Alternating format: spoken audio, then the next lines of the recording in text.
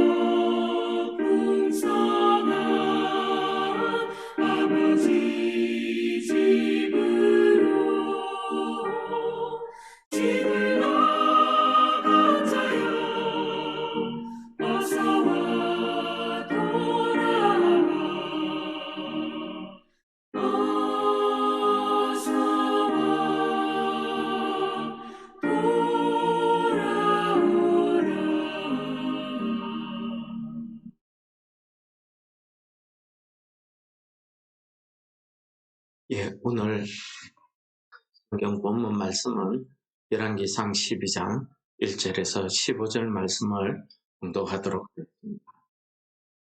르호보암이 세겜으로 갔으니 이는 온 이스라엘이 그를 왕으로 삼고자 하여 세겜에 이르렀습니다.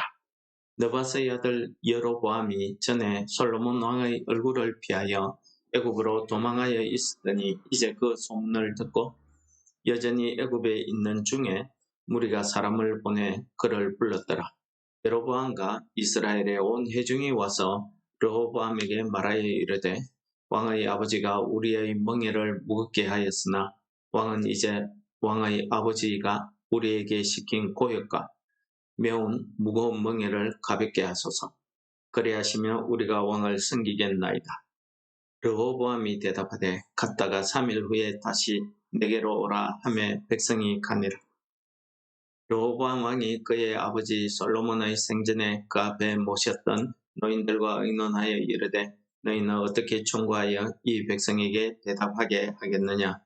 대답하여 이르되 왕이 만일 오늘 이 백성을 섬기는 자가 되어 그들을 섬기고 좋은 말로 대답하여 이르시면 그들이 영원히 왕의 종이 되리이다 하나 왕이 노인들이 자문하는 것을 버리고 자기 앞에 모셔 있는 자기와 함께 자라난 어린 사람들과 의논하여 이르되 너희는 어떻게 자문하여 이 백성에게 대답하게 하겠느냐.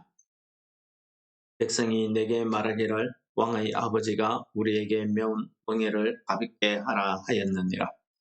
함께 자라난 소년들이 왕께 아뢰어 이르되 이 백성들이 왕께 아뢰기를 왕의 부친이 우리의 멍에를 무겁게 하였으나 왕은 우리를 위하여 가볍게 하라 하였은즉 왕은 대답하기를 내 새끼손가락이 내 아버지의 허리보다 굵으니 내 아버지께서 너희에게 무거운 멍에를 매게 하였으나 이제 나는 너희의 멍에를 더욱 무겁게 할지라. 내 아버지는 채찍으로 너희를 징계하였으나 나는 정갈 채찍으로 너희를 징계하리라 하소서. 3일 만에 여로보암과 모든 백성이 르호보암에게 나왔으니 이는 왕이 명령하여 이르기를 3일 만에 내게 다시 오라 하였습니다. 왕이 포악한 말로 백성에게 대답할세 너희의 자문을 버리고 어린 사람의 자문을 따라 그들에게 말하여 이르되 내 아버지는 너희의 멍에를 무겁게 하였으나 나는 너희의 멍에를 더욱 무겁게 할지라. 내 아버지는 채찍으로 너희를 징계하였으나 나는 정갈 채찍으로 너희를 징치하리라 하니라. 왕이 이같이 백성의 말을 듣지 아니하였으니 이 일은 여호와께로 말미암아 난 것이라. 여호와께서 전에 실로 사람 아히야로 느밧의 아들 여로보암에게 하신 말씀을 이루게 하십니다. 오늘 말씀은 이제 솔로몬이 죽은 이후에 솔로몬의 외아들이었던 르호보암이 솔로몬 뒤를 이어서 왕이 되는 그 과정에 일어났던 일을 오늘 본문이 기록하고 있습니다. 르호보암이 왕이 되기 위해서 세겜으로 사람들을 불러 모읍니다. 그때 이스라엘 백성들이 세겜으로 오게 되죠. 여기에서 오늘 본문의 이스라엘 백성이라고 하는 지칭하는 것은 북쪽 이스라엘, 이스라엘의 10지파를 이야기합니다. 유다 지파와 베냐민을 제외한 나머지 10지파를 이야기하는데 이 10지파의 사람들이 르호보암에게 가기 전에 여로보암을 애굽에서 불러 올립니다. 이거 보면은 여로보암이 이 북쪽 10지파 이스라엘 백성들 가운데서는 아주 그냥 일반적인 사람이 아니라 지도자급으로 이렇게 활약을 했다. 이렇게 우리가 볼 수가 있겠습니다. 이 여로보암을 불러올려서 그와 같이 백성의 대표들이 르호보암을 만나게 됩니다. 이 르호보암에게 가서 이야기합니다. 당신의 아버지 솔로몬이 우리에게 멍에를 무겁게 메고 우리를 고통스럽게 했으니까 이제는 우리의 이 멍에를 좀 벗겨달라, 가볍게 해달라 하고 요구합니다. 르호보암이 이 백성들을 3일 후에 다시 오도록 하고 돌려보냅니다. 그리고 르호보암에게는 그 앞에 있던 두 종류의 자문하는 신하들이 있었습니다. 하나는 아버지 솔로몬 때에 왕 앞에서 자문을 하던 노인들이라고 오늘 표현한 신하들입니다. 이 신하들은 왕이 이 백성들에게 어떤 자세로 이 백성들을 왕으로서 다스려야 되는지를 잘 가르쳐 줍니다. 그래서 이 백성들을 섬기는 자세로 하고 이들의 멍에를 가볍게 해줘라. 솔로몬 왕 때에는 계속해서 노역에 시달리고 이 멍에를 무겁게 했기 때문에 세금을 내고 했기 때문에 이걸 풀어줘야 된다라고 이야기합니다. 근데 또 르호보암이 자기와 같은 동년배 소년들에게 묻습니다. 어떻게 하면 되겠냐 하니까 동년배 소년들은 오히려 이 르호보암의 마음을 부추깁니다. 그래서 르호보암이 원하는 그 말을 이 소년들이 하죠. 생각이 똑같으니까 똑같은 말을 하는 것 같습니다. 그들에게 이야기하기를 나는 내 새끼 손가락은 아버지 허리보다 굵다. 무슨 말입니까? 아버지께서 고통을 준, 멍에를 준 그 멍에보다 내가 더 무겁게 할 것이고 아버지는 채찍으로 너희를 징계했지만 나는 정갈 채찍으로 더 무섭게 할 것이다. 라고 이야기합니다. 3일 후에 돌아온 백성들에게 이와 같은 말로 르호보암이 대답을 했는데 오늘 본문 말씀은 이 르호보암의 대답을 이렇게 이야기합니다. 13절에 보시면은 왕이 포악한 말로 백성에게 대답할세라고 이야기합니다. 여기에서 포악한 말이라고 하는 이 포악하다는 뜻은 원어에서는 가슈아라는 말을 쓰고 있는데 이 뜻은 난폭하다, 고집이 세다 이런 말에서 유래된 말입니다. 그런데 이 단어 가슈아를 이야기하면은 떠오르는 장면이 있습니다. 어떤 장면이냐 하면은 소가 무거운 멍에에 짓눌려서 옴짝달싹하지 못하는 참기 어려운 그런 혹사를 당하는 그런 장면을 의미할 때에 이 샤라는 단어를 쓴다고 합니다. 말 그대로입니다. 포악하다, 난폭하다, 고집이 세다는 뜻을 있습니다. 그래서 포악한 말이라고 하는 것은 성경에서는 또 다르게 완고함을 이야기하고 있습니다. 이 포악하다는 것은 그 포악함을 행하는 사람의 그 완고함, 그 완악한 고집이 센 그런 성격을 그것을 표현하는 것이고 이 포악한 말을 듣는 사람에게는 참기 어려운, 견디기 힘든 고통을 당하고 있는 이런 상태를 가리키고 있습니다. 이런 모습은요, 우리 출애굽기에 나타납니다.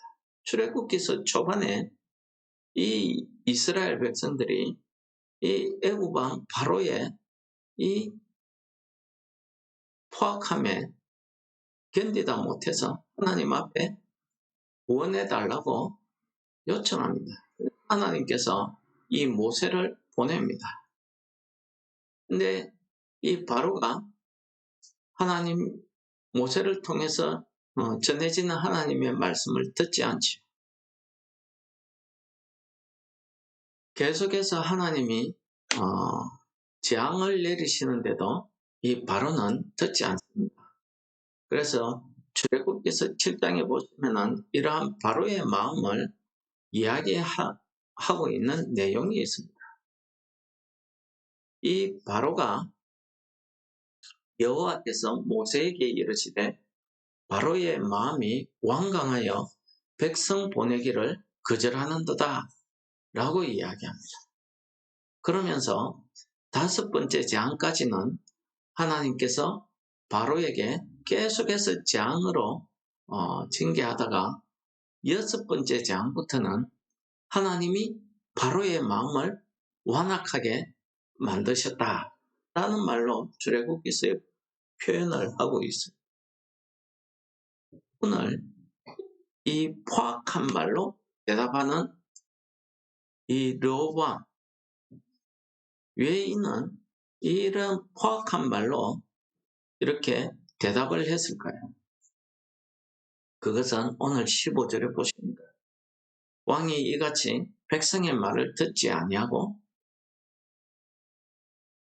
이런 포악한 말을 하게 된 것은 여호와께로 말미암아 난 것이다 라고 이야기하고 있습니다. 여호와께서 아히야를 통해서 여로보암에게 하신 말씀을 이루려 하십니다 라고 오늘 표현하고 있습니다. 여러분, 그래서 이 포악함이라고 하는 것은 이 완고함이라고 하는 것은 사무엘서에서도 사무엘 입을 통해서 하나님이 완고한 것은 사신 우상에게 절하는 것과 같다라고 표현한 이 완고함이 얼마나 우리 신앙생활에 믿음에 우리의 영적인 상태에 얼마나 악함을 드러내고 있습니다. 이 완고하다는 것은 하나님으로부터 징계를 받고 있다 하는 사실입니다. 그러나 본인은 깨닫지 못하죠. 본인은 깨닫지 못하죠. 오늘 르호보암을 보십시오. 르호보암의 이 말 한마디 때문에 이 이스라엘이 남북으로 갈리게 됩니다. 노인들의 자문을 받아서 그대로 행했다고 하면 좋은 말이 아니죠. 원래 하나님 나라의 왕은 자기가 왕으로서의 자기 마음대로 자기 고집대로 완악함대로 행하라는 것이 아닙니다. 무엇입니까? 하나님의 말씀에 순종해서 행하는 겁니다. 하나님의 말씀에 들어서 그 말씀대로 살아가는 그 모습을 백성들에게 보여주는 겁니다. 똑같이요. 하나님의 백성들을 섬기는 자세로 했다고 하면은 이 남북이 나뉘어지지 않았을 겁니다. 모르지요. 하나님께서 이 아이야를 통해서 여로보암에게 10지파를 준 것부터 하나님의 뜻이 거기에 있었기 때문에 어떻게 될지는 모르지만은 결국 나뉠 수도 있겠지만은 이 르호보암이 자기가 그 남북으로 나뉘는 데에 원인 제공을 하지는 않았을 겁니다.